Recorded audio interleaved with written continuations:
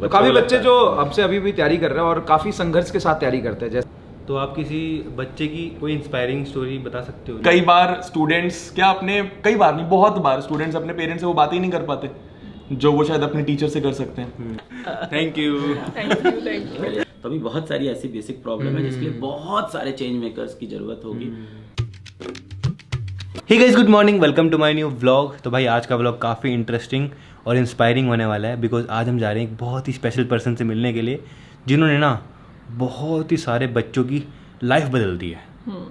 तो आपने वो देख लिया होगा थंबनेल टाइटल में। तो हम जा रहे हैं अलक पांडे सर से मिलने के लिए फाइनली। भाई मतलब मैं उनसे काफ़ी बार मिला हूँ, तो आज भी चलते हैं और उनसे मिलते हैं, बातें करते हैं। और उनकी एक नेटफ्लिक्स पे सीरीज़ भी आ रही है हेलो बच्चों करके, तो उसके बारे में बात करेंगे। भाई हम सुबह 3 बजे उठ के देखो दिल्ली पहुंच गए हैं। तो अब जाएंगे मिलने के लिए, हमारी 11 बजे की मीटिंग है। तो मस्त आपको मिलवाएंगे, टीचर से मिलवाएंगे, बात करेंगे। तो लिफ्ट का वेट करते हैं। सुनो, उनके लिए कुछ लेके चलते हैं ना, बुके टाइप का। जैसा आप कहोगे वो होगा। एक बुके ले लेते सर के लिए। तो फिलहाल निकल गए हैं घर से। एक्साइटेड? यस। आप तो पहली बार मिलोगे ना? हाँ। गाइस तो फाइनली पहुंच चुके हैं, अब चलते हैं ऊपर। तो गाइस फाइनली हम पहुंच चुके हैं फिजिक्स वाला इंस्टीट्यूशन। भाई मैं तो 3 साल पहले भी आया था और आप लोगों को दिखाया था मैंने कंप्लीट सर का जो सेटअप स्टूडियो है पूरा। और हमारे पीछे मैं आपको दिखाता हूँ, ये देखो। लाइफ में पहली बार देख रहा हूँ इतने सारे प्ले बटन। गाइस काउंट करके बताना टोटल कितने हैं। अवंतिका तो काउंट करने लग गई। देखो गाइस मेरे को भी लगाने हैं ऐसे ही घर में हमारे प्ले बटन, तो वो जल्दी लगाएंगे, आपको आने वाले व्लॉग्स में देखने को मिलेगा। तो अब जा रहे हैं अंदर। तो भी आ चुके हैं सर के ऑफिस में। ये देखो लास्ट टाइम भी हम यहीं पे मिले थे, अगर आपको याद है 3 साल पहले की बात है भाई। तो पीयूष भी था साथ में। पीयूष तो बहुत छोटा था, लेकिन अभी पीयूष नहीं आ पाया बिकॉज पीयूष के एग्ज़ाम चल रहे हैं। तो अभी वेट कर रहे हैं हम अलग सर का, आने वाले हैं, फिर उनसे बात करेंगे शो के बारे में। Thank you. आप अपने लिए खुद लेके आए। तो गाइज फाइनली सर आ चुके हैं और thank you so much sir invite करने के लिए। नहीं, थैंक यू सो मच आने के लिए भाई। तो हमने आपका पूरा शो देखा हेलो बच्चों। तो जितने भी बच्चे फॉलो करते हैं तो आप भी सर को भी फॉलो करते होगे, तो क्या कहना चाहोगे जिनके एग्ज़ाम चल रहे हैं सबको? जिनके एग्ज़ाम चल रहे हैं यार, उनको यही बोलेंगे कि किसी के 10th के एग्ज़ाम होंगे, किसी के 12th के एग्ज़ाम होंगे, किसी का हो सकता हो IIT का एग्ज़ाम हो, किसी का मेडिकल का एग्ज़ाम हो। बहुत मेहनत करिए इस एग्ज़ाम के लिए, क्योंकि आप बहुत लकी हैं। हम लोग को कई बार समझ में नहीं आता कि हम लोग कितने लकी हैं। जिन बच्चों को पढ़ाई लिखाई करने का मौका मिलता है, उनको कई बार ये लगता है ना कि हमारे माँ बाप ने हमारे लिए क्या स्पेशल कर दिया। भाई हमें पढ़ा लिखा रहे हैं, सबके माँ बाप पढ़ाते हैं। हम लोग जिस तरह के घरों से आते हैं, हम लोग जानते हैं कि हर किसी को इतनी ईजिली सारी सुविधाएं नहीं मिलती हैं। तो बेटा आप बहुत लकी हो कि आपके माँ बाप आपको पढ़ाना चाहते हैं, लिखाना चाहते हैं, बड़ा इंसान बनाना चाहते हैं। पढ़ाई जब मैं बोलता हूँ तो मेरा पढ़ाई से कभी ये मतलब नहीं है कि आप मैथ्स पढ़िए या साइंस पढ़िए या इंग्लिश पढ़िए या SST पढ़िए या कॉमर्स पढ़िए। मेरा पढ़ाई का मतलब है कोई ऐसी चीज़ आप जीवन में सीखिए जिससे आप अपने समाज में आसपास में आपका बिहेवियर अच्छा हो। ऐसी चीज़ आप सीखिए जिससे आसपास में आप लोगों से बात करना समझ पाएँ। ऐसी चीज़ आप सीखिए जिससे आप जीवन में पैसा कमाना सीख पाएँ। ऐसी चीज़ें आप सीखिए जिससे आप जीवन में जीवन जीना सीख पाएँ। देखिए यहाँ पे आपके सामने कितना बढ़िया ये उदाहरण बैठे हैं सौरभ भाई, है ना 10th बोर्ड में कितने नंबर थे भाई? 10th में तो 88। अरे वाह। और 12th में 65। नहीं मतलब उसलिए नहीं कर रहा हूँ, मैं दिखाने के लिए कर रहा हूँ। देखिए इन्होंने जीवन में कुछ और किया और आज देखिए इन्होंने भी जीवन भाई अपना मुकाम बना लिया, है ना। और जिस जगह से ये आते हैं, इनके वीडियोस भी देखे हम लोग ने शुरुआती दिनों में। ये तो एक बहुत बढ़िया, मुझे लगता है ये व्लॉगर अच्छे हैं और उससे भी अच्छे स्केच आर्टिस्ट है, बहुत ही बेहतरीन स्केच आर्टिस्ट है ना। पर देखिए आज मतलब इन्होंने भी अपना मुकाम बनाया, तो मुझे ये लगता है। जेई का स्कोर तो पूछो। नहीं मैं वो नहीं पूछ रहा था अभी तो मैंने कहा यहाँ तक में सही है। हाँ मेरा भी ड्रीम था कि 12th के बाद मैं भी करूँ, लेकिन फिर नहीं हो पाया। और देखो आज तो मतलब जो होता है अच्छे के लिए होता है। आप अपना फोकस करो अपने काम पे, पढ़ाई पे, और जो होगा, लेकिन अपना 100% दो हर चीज़ में। बहुत कुछ हो सकता है, मतलब एक इंसान के चेंज बदलाव से कुछ नहीं होगा। बहुत सारे लोग अगर चेंज करेंगे तो काफ़ी बेटरमेंट हो सकता है, तो वो काफ़ी अच्छी था। पर अब मुझे लग रहा है 1000 नहीं, अब यहाँ से 10,000 और शायद 1 लाख की भी ज़रूरत हो। देखिए देश में प्रॉब्लम अगर आप देखो तो ग्रास रूट लेवल का प्रॉब्लम क्या है। ग्रास रूट लेवल पे आप लोग तो जहाँ से आते हो, आप लोग तो ग्रास रूट ही देखते हो उस जगहों पे, है ना। आप लोग हल्द्वानी से हो, राइट ना। तो हल्द्वानी के अंदर ऐसा भी नहीं है कि बहुत मेट्रो सिटी है। हाँ धीमे धीमे डेवलप कर रहा है, पर आप देखो आप तो थोड़ा भी दूर कहीं भी आप किसी भी गांव निकल जाओ, थोड़ा सा पहाड़ों पे चढ़ जाओ आप, तो आप जाके देखो दिक्कत क्या है। स्कूल है, हाँ स्कूल आ गया है। टीचर है, हाँ शायद टीचर भी आ गया है, पर क्या टीचर उस क्वालिटी का है, पहली प्रॉब्लम ये है। क्या टीचर रोज स्कूल आता है, दूसरी प्रॉब्लम ये है। क्या प्राइमरी लेवल से बच्चों को उस तरह से पढ़ा रहे हैं, क्या लैब है स्कूल के अंदर, इंफ्रास्ट्रक्चर स्कूल का ऐसा है। तो अभी बहुत सारी ऐसी बेसिक प्रॉब्लम है जिसके लिए बहुत सारे चेंज मेकर्स की जरूरत होगी। अब पता नहीं यहाँ से देखिए कितना साल लगेगा। हम भी जाते हैं, हम भी स्कूल्स में जी अपना कंट्रीब्यूशन देते हैं। जैसे बहुत अच्छी बात, जैसे हम पहाड़ों में जाते हैं ना, पहाड़ों में जो मेन तो प्राइमरी जो स्कूल है, जो सरकारी प्राइमरी स्कूल है ना, तो वहाँ पे मतलब एकदम खंडर जैसे स्कूल होते हैं वो। तो हम ट्राई करते हैं कि हम वहाँ पे ना बच्चों को फैसिलिटीज़ प्रोवाइड कर दें, जैसे टीवी लगा दें उनके लिए, अच्छे बेंच लगा दें। और वहाँ के जो टीचर है ना, वो टीचर इतने अच्छे टीचर हैं, वो अपनी सैलरी से लगाते हैं स्कूल में। करते हैं मतलब बहुत सारे सरकारी मैंने बहुत सारे वीडियोस में गाइस आपको दिखाया भी है, हम जाते हैं स्कूल तो मतलब बच्चे इतने एक्साइटेड होते हैं चीज़ों को देख के और इतना अच्छे से पढ़ते हैं, तो मतलब काफ़ी अच्छा लगता है। तो कुछ सरकारी स्कूल के टीचर ऐसे हैं जो अपनी सैलरी भी लगाते हैं और सरकार से जो फंड मिलता है साल भर का बहुत कम होता है। देखिए दोनों तरह के टीचर हैं, एक ऐसे भी हैं जो काम चोरी कर रहे हैं, काम नहीं करना चाहते, पैसा मारना चाहते हैं। पर मैं जितने भी सरकारी स्कूल में जाता हूँ, गांव के स्कूलों में जाता हूँ, वहाँ जाके हम लोग जब ऑनलाइन एजुकेशन देते हैं या किताबें देते हैं तो एक चीज़ मिलती है, कुछ ऐसे टीचर जरूर मिलते हैं वहाँ पे जो अपनी पूरी ज़िंदगी स्कूल के ऊपर लगा रहे होते हैं, अपनी सैलरी भी लगा रहे होते हैं। पर वो करे क्या? मेरी मम्मी यही बोलती है कि देखो अलग अच्छे बच्चों को हर कोई पढ़ा सकता है, जो ना पढ़ना चाहे उसे जो पढ़ा दे वो एक अच्छा टीचर बन जाता है। अब मैं बार बार बोल रहा हूँ, पढ़ाने का मतलब फिजिक्स, केमिस्ट्री, मैथ्स या साइंस नहीं है। पढ़ाने का मतलब कोई भी स्किल सिखाना किसी को। तो यही सब बातें आपको शो में देखने को मिलेंगी, हर तरीके के स्टूडेंट मिलेंगे, बच्चे मिलेंगे, तो आप जाके देखना। आज इनको देखो ना, मतलब मैं यही पूछ रहा था इनसे अभी कि कितने साल हो गए आपको? 6 साल तो डेली व्लॉगिंग, वैसे तो 8 साल हो गए हैं। कौन सा काम आपने ऐसा किया होगा जहां आपने 6 साल में एक दिन नहीं मिस किया होगा? सोचो आप, ये डेडिकेशन आप सोचो।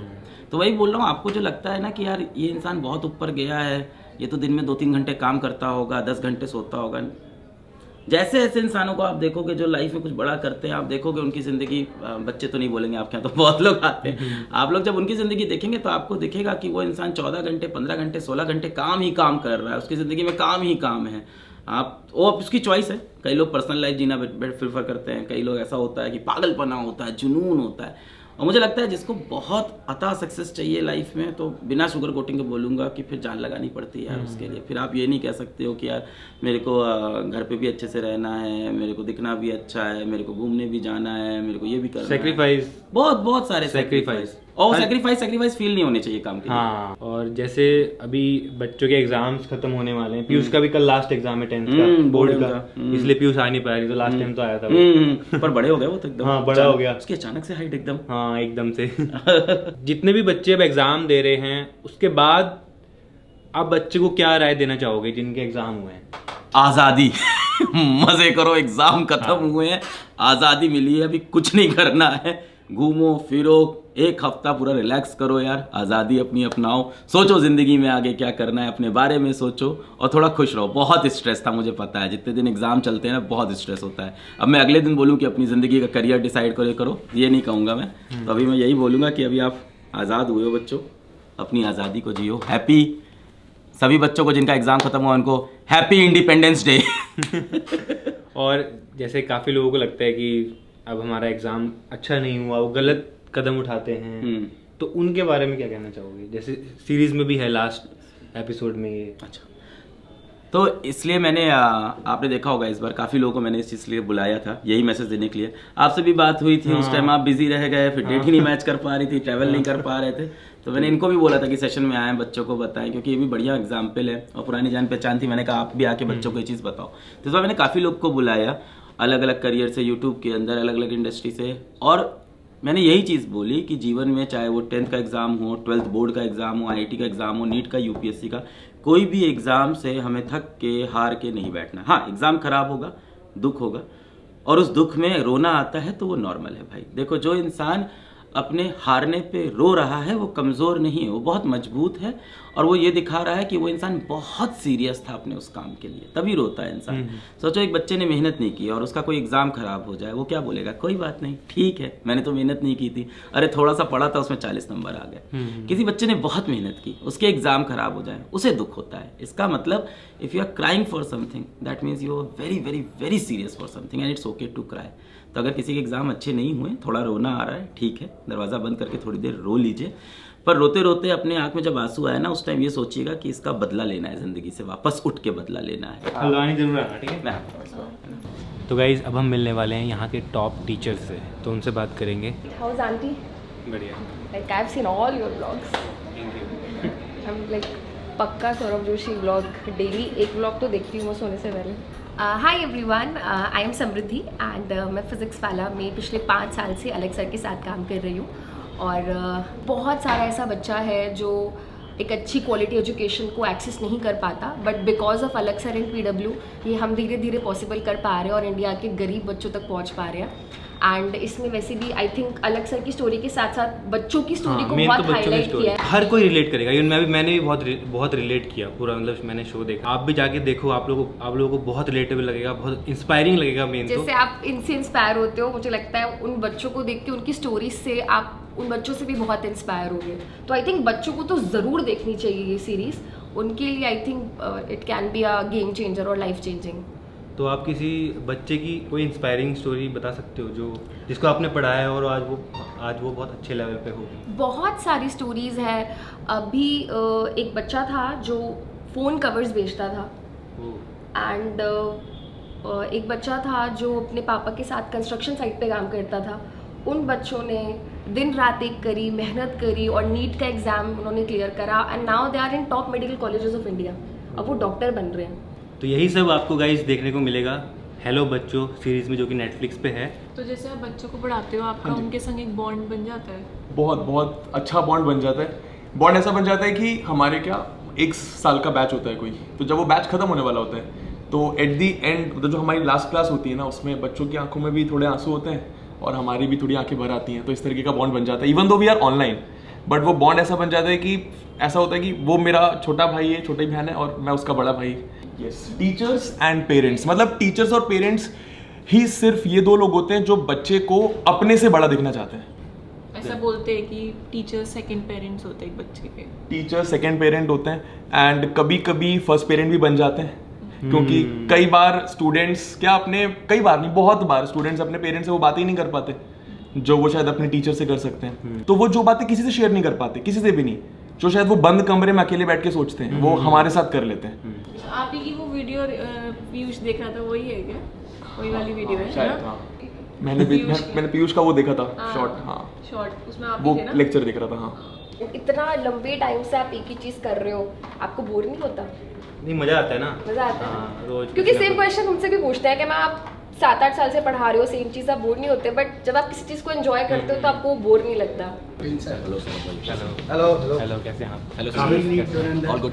एग्ज़ाम के टाइम में थोड़ा तो रहता है, बच्चों के साथ साथ हमें लगता है कि हमारा भी एग्ज़ाम आ गया है और वो रहता है कि बच्चे की कोई कमी ना रह जाए बच्चों की प्रिपरेशन में, तो लगे ही रहते हैं। सिलेबस खत्म होने के बाद रिवीजन, क्वेश्चन प्रैक्टिस, सारी चीज़ें, तो और ज़्यादा बिजी शेड्यूल हो जाता है हमारा तो मार्च अप्रैल में। और बच्चों को क्या है, बहुत उम्मीदें भी रहती हैं हमसे, है ना, तो उसी उम्मीदों पे हमें खराब भी उतरना पड़ता है।